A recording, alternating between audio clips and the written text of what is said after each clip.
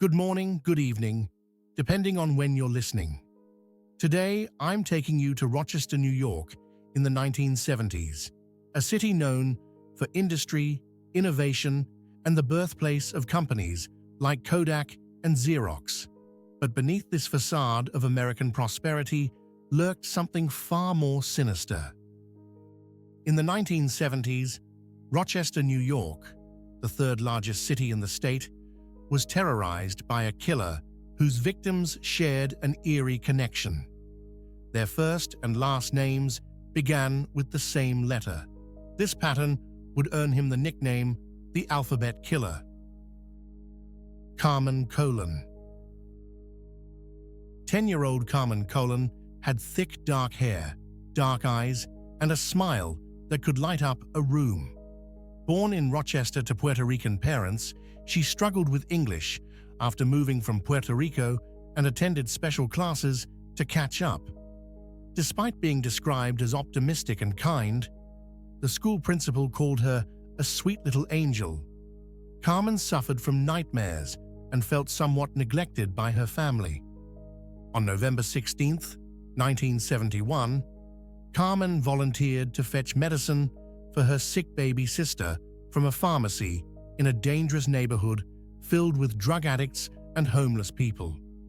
Wanting to impress her mother with her maturity, she put on white sneakers, a red coat, green pants, and a red-black sweater, and walked to the pharmacy alone. The pharmacist told her the prescription would take 30 minutes to fill, so Carmen left to return later. He was the last person to see her alive. One witness claimed he saw a girl matching Carmen's description willingly get into a car near the pharmacy. What happened next reveals a horrifying truth about human nature. On that same highway, 38 people witnessed a dark-haired girl, naked from the waist down, running along the emergency lane, frantically waving for help. Not one person stopped. For 3 days, no one reported this to police. Their excuses later were telling, "Someone else will help. Maybe it's a family argument. I was too busy. I thought she was running to a restroom." This was a devastating example of the bystander effect, the psychological phenomenon where people assume others will take responsibility. Carmen's body was found on November 18th by 2 boys who initially thought it was a broken doll.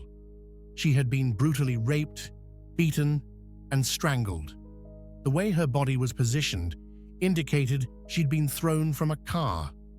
Her coat was found 300 meters away, and 11 days later, her green pants were discovered along the route where she'd tried to escape.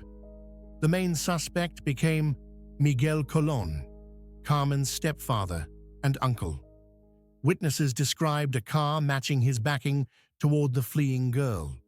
When questioned, Miguel fled to Puerto Rico, only returning when police arrested his mother as leverage. Though he passed a lie detector test, his car appeared thoroughly cleaned, especially the trunk. He was released due to lack of evidence, but committed suicide in 1995 during a domestic violence incident, taking his secrets with him. Wanda Walkowicz. 11-year-old Wanda Walkowicz had beautiful dark hair, blue eyes, and freckles. After her father died of a heart attack when she was 6, her mother Joyce struggled financially, raising Wanda and younger sister Rita on Social Security benefits. Joyce eventually remarried, providing family stability. Wanda was mature for her age, taking on household responsibilities and caring for her younger siblings. Though an average student, she excelled at reading and was well liked by friends and teachers. On April 2, 1976, Wanda received her best grade ever in history and was thrilled. At 5:10 p.m., when Joyce discovered they were out of pet food and Rita needed diapers, she asked Wanda to run to the delicatessen 3 blocks away. Wearing a blue-white checkered dress, white socks, and sneakers, Wanda grabbed a shopping list and headed out. The shopkeeper remembered her well. She bought milk, diapers, cupcakes, soup mix, and pet food, mentioning she was in a hurry. 4 people saw her leave the store with a large bag, heading home. A woman across the street considered offering Wanda an umbrella as it began raining heavily, but decided against it. Friends saw her adjusting her heavy bag against the school fence before she disappeared. The last thing witnesses noticed was a large brown car approaching from the opposite direction. When Wanda didn't return, by 6 p.m., Joyce grew worried. By 8:47 p.m., police were called. 50 officers searched the area, while investigators questioned known sex offenders. Despite a $10,000 reward fund and 400 tips, no solid leads emerged. Wanda's body was found the next morning by a soldier on routine patrol near a recreation center. She had been sexually assaulted and strangled with what appeared to be a belt.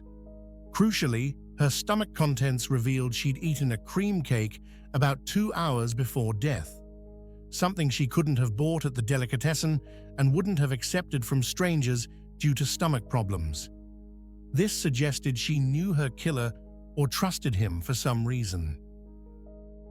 Michelle Maenza. Michelle Maenza was born in 1962 to Christopher and Carolina. After her parents divorced, she stayed with her mother and younger sisters, Maria and Christine. Described as quiet but happy, Michelle was less mature than her peers and was bullied at school for being overweight, preferring to play with younger children. Carolina was extremely protective, always keeping her daughters close and walking them to and from school daily. On November 26, 1973, she arrived to pick up her daughters but learned Michelle had detention and would finish later. Against her usual judgment, Carolina decided 11-year-old Michelle could walk home alone since she was almost 11. Michelle left school around 3:15 p.m. with an extra task, retrieving her mother's purse from a nearby store. She never made it there. Her uncle at a gas station later claimed he hadn't seen her, though her brother Stephen would later contradict this, saying he had offered Michelle a ride home, but she refused. When Michelle didn't return by 5 p.m., Carolina immediately called police. The search description went out hourly: brown eyes, shoulder-length dark brown hair with bangs, purple coat with wooden trim, black shoes, and purple pants with a zigzag pattern. 2 days later, a firefighter found Michelle's badly bruised body in a ditch 20 kilometers away. Like the others, she'd been sexually assaulted and strangled. The autopsy revealed she'd eaten a hamburger 1.5 hours before death. Again, food she couldn't have purchased herself, indicating she trusted her killer. The connection. Police finally connected the 3 murders through several key factors: the double initials, Carmen Colon, Wanda Walkowicz, Michelle Maenza. Each victim's first and last names began with the same letter. Identical cat hair. Laboratory analysis found the same cat hair on all 3 victims' clothing, proving one killer was responsible. Similar methods. All were girls aged 10 to 11, abducted in daylight, sexually assaulted, and strangled. All had eaten food from their killer shortly before death, suggesting trust. Geographic pattern. All lived in Rochester. Bodies were found in remote locations after being thrown from vehicles. The investigation. Despite massive investigations involving hundreds of suspects, thousands of tips, and multiple task forces, the alphabet killer was never caught. Key suspects included Michelle Colon, Carmen's stepfather, fled to Puerto Rico, suspicious behavior, but passed lie detector test. Dennis Termini, committed suicide weeks after Michelle's murder while fleeing police for kidnapping a teenager. Kenneth Bianchi, the hillside strangler who lived in Rochester during the murders and worked jobs that could gain children's trust. All were ultimately ruled out through alibis, DNA testing, or other evidence.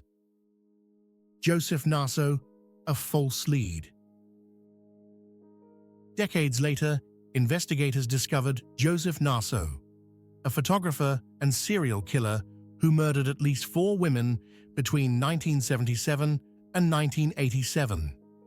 Born in Rochester, Naso kept detailed diaries of his crimes and targeted victims whose names followed the double initial pattern: Roxanne Rogash, Carmen Colon, a different woman, Pamela Parsons, and others.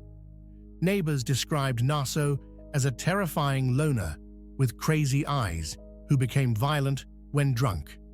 His house contained photographs of unconscious women and collections of pornographic magazines. Despite the compelling similarities, DNA testing proved he wasn't the alphabet killer. The unsolved mystery. The alphabet murders remain unsolved. Key questions persist. Were the double initials intentional or coincidental? Why did the murders suddenly stop? Did the killer die, move away, or change his pattern? How did he gain the trust of 3 careful, street-smart girls? The case highlighted the devastating consequences of the bystander effect. 38 people watched Carmen's desperate escape attempt and did nothing. It also showed how communities could unite in tragedy with thousands of volunteers and massive reward funds, yet still fail to bring justice. The mothers of all 3 girls suffered complete psychological breakdowns, requiring hospitalization.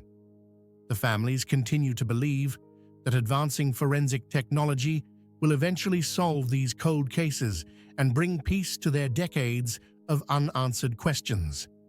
Today, the alphabet killer's identity remains one of America's most haunting, unsolved mysteries, a reminder that some monsters successfully hide among us, leaving behind only grief and the terrible knowledge that evil sometimes goes unpunished.